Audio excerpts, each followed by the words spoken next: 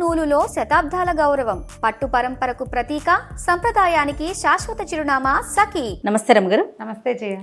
రమగారు, కొంతమంది మనం చూస్తూ ఉంటే అసలు ఎలాంటి దిగులు కనిపించదండి, చీకు చింత ఏముండదు, మళ్ళీ ప్రాబ్లమ్స్ లేవా అంటే ఎన్నో సమస్యలు ఉంటాయి. పట్టించుకోరా వీళ్ళు ఎంత అదృష్టవంతులా అనుకోవాలి, కానీ మరీ అసలు ఆలోచనే లేకుండా ఎలా ఉంటారు కదా. ఇళ్లలో వాళ్ళకి ఎంత కష్టమో తెలుసా రమగారు, అలా చీకు చింత లేకుండా హస్బెండ్ కానీ వైఫ్ కానీ ఇద్దరిలో ఒకళ్ళు హస్బెండ్ ఉన్నాడో చచ్చారే ఓయమ్మో కదా. నిష్పూచిగా ఉండే వాళ్ళతోటి చాలా కష్టము. వాళ్ళు ఆలోచించరంటారు రమ్మగారు, అంటే వాళ్ళని బాధించదు మనసు. షాలోగా ఎంతసేపు బాధపడే రకంగా ఉండరు కొంతమంది. అసలు ఎంతసేపు బాధపడద్దు, కనీసం ఆలోచించాలి కదా, అది కూడా ఉండదు. వాళ్ళు ఆలోచిస్తారు, మనకు తెలియదు బహుశా. అంతేనంటారా? ఎవరి చింత వాడికి ఉంటుంది, కొంతమందికి చింత ఉండదు. రేపటి గురించి ఆలోచన కొంతమందికి ఉండదు. రేపు ఎలాగా, ఎల్లుండేలాగా, అవతల ఎల్లుండేలాగా, పిల్ల పెళ్ళి అయితే ఎట్లా, పెళ్లి కాకపోతే ఎట్లా, పెళ్ళయ్యాక పిల్లలు పుట్టపోతే ఎట్లా, పుడితే ఎట్లా, ఆ ఊరు వెళ్తే ఎట్లా, ఎక్కడికో ఆలోచించేస్తారు. ఆలోచించే వాళ్ళు కొంతమంది, ఏ ఆలోచన లేకుండా ఉండేవాళ్ళు కొంతమంది. దీని మీద ఒక నిర్విచారుడని భలే కథ ఉంది జయ. ఓ చెప్పండి. చాలా బాగుంది, ఇంట్రెస్టింగ్గా ఉంటుంది. పాత కథ, 50లోది బహుశా, ఏమన్నా 50 అంతే 50స్లోది అనుకో. తర్వాత ఇప్పుడు గుర్తు చేసుకుంటూ ఉండేదాన్ని ఆ కథ నేను. భలే తమాషాగా ఉంటుంది. ఓ రాజుగారు ఉన్నారు. ఈయన రాజ్యం సుభిక్షంగా ఉంది, ప్రజలు శాంతిగా ఉన్నారు, పెద్ద ప్రాబ్లమ్స్ ఏం లేవు. అంటే జనరల్గా రాజ్యంలో ప్రాబ్లమ్స్ అంటే ట్యాక్సులు ఎక్కువైపోవటము, ఏదైనా ఈతి బాధలు, వర్షాలు పడకపోవటము, అకాల వర్షాలు, అకాల మృత్యువులు, అలాంటివి ఏమీ లేవు. రాజుగారికి తను ఉండాల్సినంత సుఖంగా లేనని ఒక ఫీలింగ్. ఓకే, నేను ఇంకా హ్యాపీగా ఉండొచ్చు, కానీ నాకు హ్యాపీగా ఉంటాను రావట్లేదు అనుకుంటాడు. ఆయనకు ఒక దిగులు, నాకంటే సుఖంగా ఉండేవాళ్ళు లేరా అని అడుగుతూ ఉంటాడు ఎంతసేపు. నేను ఉండాల్సినంత సుఖంగా లేనంటే ఈ అధికారులు, ఆయన భార్య, మంత్రులు అనేవాళ్ళు మీ అంత సుఖప్రాణి లోకంలో లేడండి, మీరే హాయిగా ఉన్నారంటే ఆయనకు నమ్మకం ఉండేది కాదు. నాకన్నా ఇంకా చాలా మంది సుఖంగా ఉండాల్సినంత హాయిగా నేను లేను, నేను ఇంకా కూల్గా ఉండొచ్చు, నేను ఎందుకో ఉండలేకపోతున్నాను. బాగుంది. హాయిగా ఉండటమంటే ఇది కాదు, ఇంకా ఏదో అలా అనుకునేవాడు. అయితే ఏమైంది, దాని మీద ఆలోచిస్తూ ఉండేవాడు ఎంతసేపు. ఒకరోజు ఒక ఆయన, ఈయన ఈ రాజుగారు ఎక్కడికో వెళ్ళాడు, ఊర్లో తిరిగి రావడానికి వెళ్ళాడు. అధికారులు ఎవ్వరు లేరు. తిరిగి వస్తుంటే ఒక పల్లెటూరులో ఒక పల్లె వాతావరణం, నగరానికి కొంత దగ్గరలోనే ఓ పూరి పాకలోంచి చిన్న వెలుగు, అక్కడి నుంచి ఏదో శ్రావ్యమైన సంగీతము వినపడుతోంది. అబ్బా వీడెవడో సుఖప్రాణి, చీకటి పడేసరికి చక్కగా సంగీతం వాయించుకుంటున్నాడు. ఎవరు సంగీతం పాడుకుంటూ కులాసాగా ఉంటారు, ఆనందంగా హాయిగా ఉన్నవాడు. ఈయన గుర్రం బయట కట్టేసి ఆ గుమ్మంలోకి పోయాడు. ఈ రాజుగారు రాజు వేషంలో లేడు, సింపుల్గా ఉన్నాడు. ఏదో ఒక బాటసారి వెళ్ళే ఆ ఏకతారం మీటుకుంటున్నాడు. ఒక ఆయన టింగ్ టింగ్ వాయిస్తున్నాడు. ఏకతారం మీటుతారు కదా, ఆ ఏకతారం మీటుకుంటూ చక్కటి పాట, ఎంత శ్రావ్యమైన కంఠము, నిశ్శబ్దంగా నిరామయంగా ఉంది వాతావరణం. ఆ ఇంట్లో ఎవ్వరూ లేరు, పేద పూరి గుడిసె. ఓ మూల ఓ పొయ్యి ఉంది, ఏవో గిన్నెలు కనపడుతున్నాయి, ఓ చిన్న కుక్కి మంచం ఒకటి ఉంది కూర్చోడానికి వీలుగా, ఓ చాపేసుకుని గుంజకానుకుని కూర్చుని ఏకతార మీటుకుంటూ పాడుకుంటున్నాడు. దాన్నా కూర్చో అని ఆయన కూర్చున్నాక, అగో ముందు కొండలో మంచినీళ్ళు ఉన్నాయి తాగు అని వాడు మంచినీళ్ళు అయితే ఈయన మీటుకుంటూ పాడుకుంటుంటే రాజుగారు కూడా సంగీతంలో మైమర్చిపోయి విన్నాడు. ఎవరు ఏమిటి అని కనుక్కున్నాడు. ఎంత హాయిగా పాడుతున్నావు, నీకేం బాధ లేవంటే, ఏం బాధలు ఉంటాయన్నయ్యా, నాకేం బాధలు ఉంటాయన్నా, ఏమున్నాయి, ఏదో కళాయి చేస్తాను, కళాయి పనులు చేస్తాను, మాటలేస్తాను గిన్నెలకి, నగరంలో తిరుగుతా పొద్దంతా, ఏదో ఒక పావలా రూపాయి దొరుకుతుంది, కాసిన బియ్యం కూర కొనుక్కు తెచ్చుకుంటా, అన్నం వండుకుని తింటా, నేను ఎవరికి పెట్టక్కర్లేదు, ఎవరు నాకు పెట్టక్కర్లేదు, గొడవలేదు, నాకెవరు లేరే అని ఏడవచ్చు. వాడు ఏడవట్ల, ఏం చేయాలి, ఏముంది, నడిచిపోతుంది కదా. అన్నం తిన్నాక ఇంకేముంది, వెంటనే నిద్ర ఏమీ రాదు, ఏదో సంగీతం చిన్నప్పటి నుంచి పాట పాడుకునే అలవాటు, ఏకతారా పెట్టుకుని పాడుకుంటుంటే సంతోషంగా ఉంటుంది, హాయిగా నిద్ర పడుతుంది, ప్రశాంతంగా ఉంటుంది అన్నాడు. రాజు ఆశ్చర్యపడి ఊరిని, వాడికి దొరికే పావలార్థకే వీడు ఎలా హాయిగా ఉన్నాడు, ఏమో నాకు అన్నీ ఉన్నా నేను హాయిగా లేను, నిర్విచారంగా ఉన్నాడే వీడు, వాడు ఎంతైనా ఏడవచ్చు, నాకు పావలాయే వస్తుంది రూపాయి రావట్లేదని ఏడవచ్చు, పోనీ రూపాయే వస్తుంది 10 రూపాయలు లేవని ఏడవచ్చు. నాకు ఎవడూ లేడు, నన్ను పట్టించుకునేవాడు లేడు, నన్ను చూసేవాడు లేడని ఏడ్చేవాళ్ళు లేరా ఇప్పుడు? అదే కదా. అన్నీ ఉన్నా సరే మా అమ్మ లేదు, మా నాన్న లేడు, నన్ను కనుక్కునేవాళ్ళు లేరు, అందరూ నన్ను అజాపజా కనుక్కోవట్లేదు అని ఏడుస్తూ ఉంటారు. అవును. రాజుగారికి అన్నీ ఉన్నా ఏదో కష్టం. నేను ఇంత నిర్విచారంగా ఉండలేను, నేను ఇలా హాయిగా నా దారిని నేను పాట పాడుకుంటూ పడుకోలేకపోతున్నానే. సరే వీడికి ఇది కట్ చేసి చూద్దాం, వీడు ఏం చేస్తాడో అని. మర్నాడు ఆ రాత్రి వెళ్ళిపోగానే ఊళ్ళో ఎవ్వరూ మాటలేయించద్దు, కళాయి పెట్టించద్దు, అవన్నీ పనులు కోటలోనే అవుతాయి, రోడ్డు మీద తిరిగేవాడికి పని ఇవ్వద్దు అని టంకేయించాడు. వాడి ఆయన తెలివి. మర్నాడు ఈ కళాయి పోసేవాడు ఊరంతా తిరిగాడు, ఎవరు పిలవల, అక్కడ ఎవ్వరూ పిలవల. పని లేదు, ఏం చేస్తాం? తిరిగి వస్తూ ఉంటే ఇంటికి ఒక ఆయన, ఒక పెద్ద మనిషిలాగా ఉన్న ఆయన పాకెట్లో నుంచుని గొడ్డలు పెట్టి పేళ్ళు కొట్టుకుంటున్నాడు. పేళ్ళు కొట్టుకుంటుంటే ఆశ్చర్యపోయాడు. బాబు, ఇంత పెద్దవారు, ఇంత పెద్ద ఇంటి ఓనర్లే ఉన్నారు, ఎందుకండి ఈ పేళ్ల పనులు? నా బొట్టివాడు ఎవరికో కూలివాడికి 10 పావలా ఇచ్చి, ఓ పావలా ఇచ్చి చేయించుకోవచ్చు కదా అంటే, ఒరే కూలి ఎవరు దొరక్కేనైనా చచ్చినట్టు వేసుకుంటున్నాను, వాన వచ్చేలాగా ఉంది, పేళ్ళు లేకపోతే రాత్రికి అన్నం, రేపు పొద్దుటికి అన్నం ఉండదు, పనివాళ్ళు ఊరెళ్ళారు, ఎవరు లేక చేసుకుంటున్నాను అంటే, బాబు నాకు ఇవ్వండి, ఆ పావలా ఇస్తే నేను వేసి పెడతా బాబు అని చకచకా పేళ్ళు కొట్టేసి అవన్నీ కట్టకట్టి వంటింట్లోకి చేర్చి వాళ్ళకి ఆయన ఓ పావలా ఇచ్చి ఓ గ్లాస్ గంజిస్తే గంజి తాగి పావలా 10 రూపాయలు తెచ్చుకున్నాడు. వచ్చేటప్పుడు ఓ గుప్పెడు బియ్యం, ఓ సోల్డ్ బియ్యము, ఒక తోటకూర తెచ్చుకున్నాడు. అన్నం వండు తినేసాడు.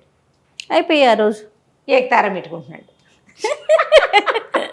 రాజుగారు ఇవాళ వీడికి తిండి దొరుకుండదు, వాడు అడుక్కునేవాడు కాదు, పని చేసుకుని బతికేవాడు. ఏం చేస్తున్నాడో చూద్దామని రాత్రి 9 అయ్యేసరికి తయారయ్యాడు. వీడు టింగ్ టింగ్ టింగ్ టింగ్ అని పాడుకుంటున్నాడు. ఎవడెవ్వడి వాడు ఈ జీవుడు, ఎవరికి ఏమవుతాడు ఈ జీవుడు అనుకుంటూ. రాజు ఆశ్చర్యపోయాడు. ఓరిని అని మళ్ళీ వెళ్ళాడు లోపలికి. వెళ్తే నాయనా బాగున్నావా అన్నాడు. బాగున్నాను, ఇవాళ ఏం పని చేసావు అని అడిగాడు. అంటే ఏముంది పని చేయడానికి, ఎవరు కళాయికి మాటకి పిలవలేదు, సాయంకాలం వస్తుంటే ఎవరో పేళ్ళు వేసుకుంటూ కనపడ్డారు, చేసి పెట్టాను అన్నాడు.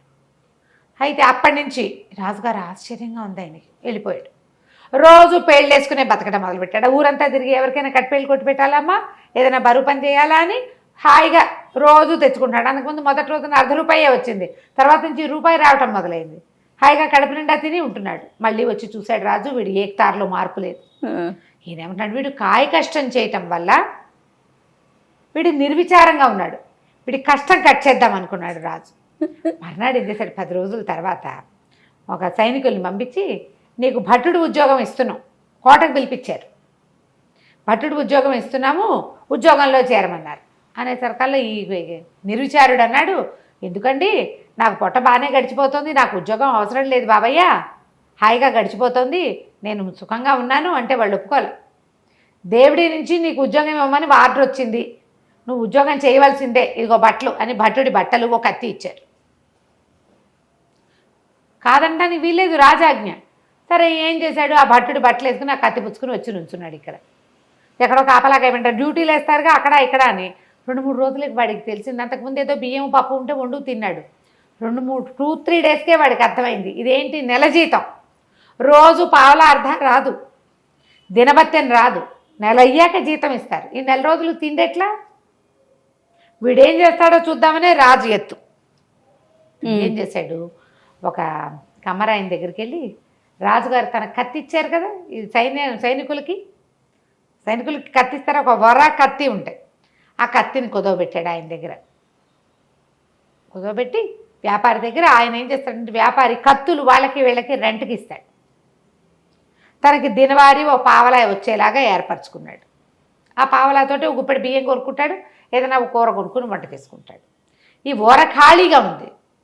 మొదట్లో 2 రోజులు తెలియదు, 3వ రోజు పరకాయించి చూస్తే ఎవరికైనా తెలిసిపోతుంది. అందుకని ఏం చేశాడు, ఒక వడ్రంగి స్నేహితుడు ఎవరో తెలిసిన వాడు ఉంటే, అన్న ఇందులో పట్టేందుకు ఒక కత్తి చేసి పెట్టమని చేయించుకున్నాడు. బయట నుంచి చూస్తే పిడి ఉంటుంది, కత్తి ఉందని అనుకుంటారు, కానీ అది కొయ్య కత్తి. అసలు తెలివితేటలు చూడండి. 4 రోజులు గడిపేశాడు. 20 రోజులు గడిచింది, 25 రోజులు. రాజుగారికి ఆశ్చర్యం వేసింది. ఓ రోజు రాత్రి వచ్చాడు చూద్దామని. వీడు టింగ్ టింగ్ వాయించుకుంటున్నాడు, పాడేస్తున్నాడు నిర్విచారంగా. రాజు ఆశ్చర్యపోయాడు, ఎట్లా వీడు చేస్తున్నాడు, ఇప్పుడు వెళ్ళి అడగలేడు. అందుకని ఏం చేశాడు, ఓహో వీడు ఊరికే సైనిక వృత్తి ఇచ్చాం వీడికి, వాడు అక్కడ ఇక్కడ ఊరికే నుంచుంటాడు పారా హుషారు అనుకుంటూ, వీడికి పెద్ద పని చెప్పాలి. రక్తం చూడలా వీడు యుద్ధ సైనికుడు కాదు, వీడికి నెత్తురు చూపించాలి, వీడికి అప్పుడు వీడి సుఖమంతా పోయి భయం వేస్తుంది వాడికి. అసలు అంత కక్ష ఏంటో రాజుకి తనకంటే వాడు హాయిగా ఉన్నాడనే విషయాన్ని ఓర్చుకోలేకపోతున్నాడు. రాజే మనమైనా అంతే కదా జయ, మనకంటే అవతల వాళ్ళు హాయిగా ఉన్నారని అనిపిస్తే మంటగా ఉండదా? కానీ అలా కక్ష సాధిస్తారా? మనకు అవకాశం లేదు, రాజుకి అవకాశం ఉంది. ఏదైనా అనవా జయ మనం, వాళ్ళకేంటి అంటాం సాధారణ రమ్మగారు. ఈ డ్రెస్ ఎంత నచ్చినా సరే ఈ డ్రెస్ నీకు సూట్ కాలేదు, అలా ఉంటే బాగుండేది, ఇందులో ఈ పువ్వులు లేకపోతే బాగుండేది, ఏదో ఒక వంకి ఓర్చుకోలేనితనం ప్రతి మనిషికి 100% ఉంటుందండి. అవకాశం వచ్చినప్పుడల్లా ఆవిడ అట్లా ఇట్లా వేరే ఒక రూపంలో అయినా అనేసి ఆ కక్ష తీర్చేసుకుంటూ ఉంటారు. రైట్, మనుషులు కదా, మనుషులకి అలాంటివే ఉంటాయి భావాలు. వాటిని అరిషడ్ వర్గాన్ని జయించలేం మనం, రాజుగారు అసలు జయించలేము. ఏం చేశాడు, మర్నాడు ఒక ఖైదీకి ఉరిసి ఇది ఉంది, మెడకోసేయాలి వాడికి, ఏమనాలి దాన్ని, ఊరి శిక్ష, తల ఉత్తరించటం, నరకటమే, మెడ నరకటం తలారి పని. ఆ తలారికి చెప్పాడు, ఫలానా ఒక సైనికుడు ఉన్నాడు నిర్విచారుడు, వాడి చేత ఈ పని చేయించమన్నారు, అతను మెడొత్తరించే పని వాడికి చెప్పమన్నారు. అక్కడి నుంచి వీడిని పిలుచుకుపోయారు. పిలుచుకుపోతే అక్కడ ఒక ఖైదీ ఉన్నాడు, వీడికి వాళ్ళ మరణశిక్ష ఉంది, ఆ శిక్ష నువ్వు అమలు చేయాలి, కత్తి వేయి అన్నారు. అనగానే వీడు నిర్ఘాంతపోయాడు. ఒకటి భయం వేసింది, రెండోది ఇంకో భయం వేసింది, కత్తి లేదు కదా, లేదు, కొయ్య కత్తితో ఎట్లా చేస్తాడు. అదే అయితే లబలబలాడుతూ అన్నాడు, అయ్యా తలారన్నా నాకు ఈ పనులు అలవాట్లేదు, నేను ఏదో మామూలుగా మాటలేసుకుని బతికేవాడిని, ఎందుకో ఉద్యోగం వచ్చింది, బాబు నాతోటి ఇవన్నీ కాదు, ఒట్టి సైనికుడి పని అంటే కాపలా పనే కదా అనుకున్నాను, ఈ చావుల పనులు నరకటాలు అవి నేను చేయలేనన్నా అంటే తలారు ఒప్పుకోలే, కఠినంగా చెప్పాడు. నీ పేరు చెప్పారు, దేవుడి నుంచి నీతోటి శిక్ష అమలు చేయించమని వచ్చింది, చేయవలసిందే రాజాజ్ఞ, ఇక కుదరదన్నాడు. అనేసరికల్లా వీడు ఆలోచించుకుని, ఓకే దేవుడా నా జీవితంలో ఎప్పుడూ చేయని ఒక బ్రహ్మాండమైన పని చేయబోతున్నాను, నా వల్ల ఒక ప్రాణం పోబోతోంది, ఒకవేళ ఈ ఖైదీ కనుక నిర్దోష అయితే నేను నరికే కత్తి కొయ్యి కత్తిగా మారిపోవుగాక, నువ్వే ప్రమాణం దేవుడా, నీ మీదే శపథం చేస్తున్నాను అని గట్టిగా అరిచాడు. చుట్టూ జనాలతో చూస్తారు ఏమవుతుందో, వీడు ఏనాడు అలాంటి పనులు చేసిన వాడికి వీడు మాటలేసేవాడని కొంతమందికి తెలుసు, సైనికుడు ఊరికే పారా హుషారంటాడని ఇంకొంతమందికి తెలుసు. వీడు సర్రమని కత్తి చూసి దాడి మెడమ నరకబోయాడు, కొయ్య కత్తి కనపడింది అందరికీ. ప్రజలంతా కేకలు పెట్టారు, నిర్దోషి నిర్దోషి నిర్దోషి అని.